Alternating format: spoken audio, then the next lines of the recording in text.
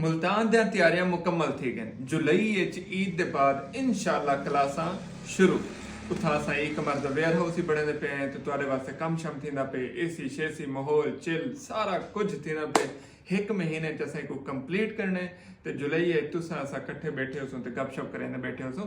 अगले टॉपिक दे उत्ते दूजा ईद दे बाद जेरे पाकिस्तान च दे पे ते पाकिस्तान दे बाहर दे पे ईद दे बाद इंशाल्लाह असा एक मर्द सैशन करना है और उनका ट्रेनर कौन हो सी मैं इम्तियाज सैफुल्ला असा एक स्टोर भी बड़े सूँ उनके इन्वेस्टमेंट भी करे सूँ उनके प्रैक्टिस भी करे सूँ ब्रांड को लॉन्च करे सूँ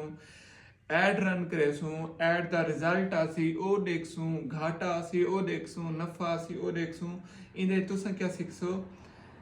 अलिफ कने रख ये तक ई कमर्स स्टार्ट किवें करना है एंड किथा थी सी नफा क्या थींदे नुकसान क्या थींदे ए जले तुसा देख घिंसो ना अपने हथे नाल तुसा ही कर घिंसो और तुसा काबिल थी वेसो लेकिन ई मेरे प्रोग्राम वास्ते एक तो तुहाडे कने 10-15,000 फीस होनी चाहिए मेरे वास्ते दूजा 30-40,000 बैकअप पे होना चाहिए ताकि सही माने च प्रैक्टिस करो सिर्फ गाली नाल या क्लास नाल काम नहीं चलावना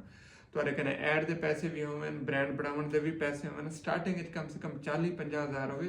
प्रैक्टिस वास्ते उंदे उत्ते असां कम करेसो ते इंशाल्लाह ब्रांड लॉन्च करेसो ईद दे बाद जिन्हें मेरे इकट्ठे करनी है ई कमर्स वो तो रेडी रहन इंशाल्लाह ईद दे फौरन बाद मंगल या बुध कने असां शुरू कर देसो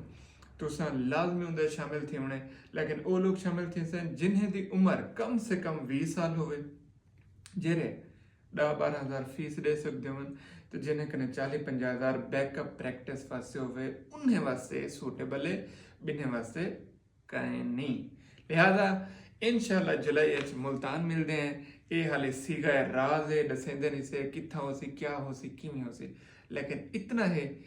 जितना भी हो सी सारे कने अच्छा हो सी डीजी खान कने अच्छा हो सी इस्लामाबाद कने अच्छा हो सी बहावलपुर कने अच्छा हो सी क्योंकि मुल्तान सुल्तान है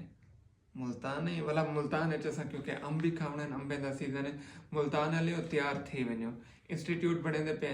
कम से कम सारे अंबे खावन की जा बन गए अंब खावन का घर बन गए जेरे सारे मुल्तान के स्टूडेंट हो उन्हें कने पहली फरमाइश ये हो सी एक पेटी अंबे की बैरियन कलेव इस्लामाबाद ठा करो एडमिशन कन्फर्म करो तो रजिस्ट्रेशन थी गई लिहाजा जिन्हें एडवांस अपनी सीट बुक कराने एक अंब की पेटी पकड़ो इस्लामाबाद भेजो तो अपने रजिस्ट्रेशन कन्फर्म कराओ खैर मैं मजाक करें पे बहरहाल दुआ करे सो